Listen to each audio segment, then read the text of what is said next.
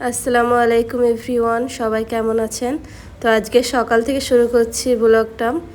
তো বাবুকে সকালে খাওয়াবো দুধ কলা, তাই কলাগুলো কেটে নিয়েছি। তারপর কলাটা আমি ম্যাশ করে নিয়েছি। এখন জাল করা দুধটা দিয়ে নেব হালকা কুশ গরম। তো বাবুকে আজ সকালে দুধ কলাটাই দিব। তো আজকে কি রান্না করছি সব কিছু আপনাদের সঙ্গে শেয়ার করব। তো বাবুকে এখন দুধ কলাটা খাইয়ে দিই, তারপর রান্নাতে চলে যাচ্ছি। তো এখন কেটে নিয়েছি পটল আর আলু। আলুতে পটলে আজকে রান্না করব, তাই পটলগুলো তেলে ভালোভাবে ভেজে নেব। প্রয়োজন মতন লবণ দিয়ে পটলগুলো ভেজে নিচ্ছি উল্টে পাল্টে। এখন একটা পেস্ট করে নেব গোটা জিরে আর পেঁয়াজ আর গোলমরিচ দিয়ে, এটা পেস্ট করে নেব আলুতে দেওয়ার জন্য। এদিকে দেখুন পটলগুলো আমার ভাজা ভাজা হয়ে গেছে। তো এদিকে পেস্টটাও করে নিয়েছি। এখন আলুটা ভালোভাবে ধুয়ে এখন পেস্টটা দিয়ে দিলাম। তারপর হলুদ গুঁড়ো, লঙ্কার গুঁড়ো, লবণ, সর্ষে তেল দিয়ে সজে রান্না করব। এটা এখন ফুটে যাওয়া পর্যন্ত অপেক্ষা করব। বসিয়ে দিলাম। তারপর এদিকে পটলগুলো ভাজা হয়ে গেছে, তুলে রাখলাম সাইডে। এদিকে ভাতও হয়ে গেছে আমার, আর ভাবছি টমেটো পোড়াবো, ছানবো।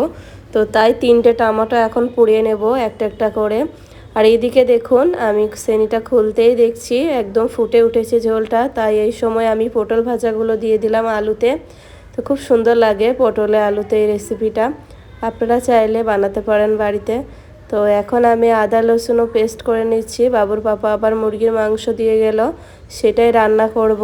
তো যেইগুলো লাগে সেগুলোই কেটে নিয়েছি, পেঁয়াজ কুচি, টমেটো কুচি, লেবু, ওদিকে কাঁচা লঙ্কা চিরা এদিকে চাপিয়ে দিয়েছি আমি কড়াইয়ে।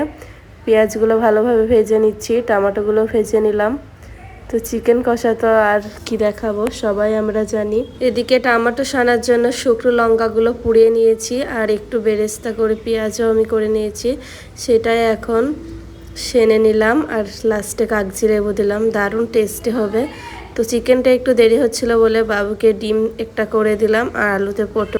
আর এইদিকে চিকেন কষাটাও বসিয়ে দিলাম একদম চিকেনগুলো দিয়ে। তো তারপর তামজিদের পাপা এদিকে নিয়ে এসেছিল আতা আর আম। আমের সিজন যেন শেষই হচ্ছে না, আমের সিজন শেষ হয়ে গেলে আম শেষ হচ্ছে না, এরকম ব্যাপার। তো খুব মিষ্টি এখানকার বোম্বের আমগুলো, দারুণ খেতে। তো সেই জন্যই আম শেষ হলে, শেষ না হতেই আবার নিয়ে চলে আসে। তারপর কিছুক্ষণ বাবুকে নিয়ে চলে আসি বাইরে। বাইরের আবহাওয়াটা কিন্তু অনেকটাই মেঘলা মেঘলা। এদিকে তো পানি হচ্ছে সব সময়, ওই যে কবিরা তামজিদ খেলা করছে বাইরে। তারপরে এদিকে অনেক হাসি পাচ্ছিল, ওই যে কবির ডগির বাচ্চা নিয়ে একদম দৌড়ছে একটা পা ধরে। তামজিদর পেছু পেছু দৌড়ছিল, খুবই হাসি পাচ্ছিল ওই সিনটা দেখে। তারপর ওর মা অনেক বকা দিল, তারপরে ওইখানেই রেখে দিল বাচ্চাটাকে। প্রচুর ওরা দুষ্টুমি করে। ওইদিকে তামজিদের পাপা আবার নিয়ে এসেছিল পাপলেট মাছ। তো সেটাই এখন বাবুকে খাওয়াবো, ভাত খাওয়াতে খাওয়াতে নিয়ে চলে এসেছে। তো ভিডিওটা এই পর্যন্তই করছি। তো সবাই ভালো থাকবেন, সুস্থ থাকবেন। আর ভিডিওটা ভালো লাগলে একটা লাইক করে দিবেন, চ্যানেলটা সাবস্ক্রাইব করে পাশে থাকবেন। আল্লাহ হাফেজ।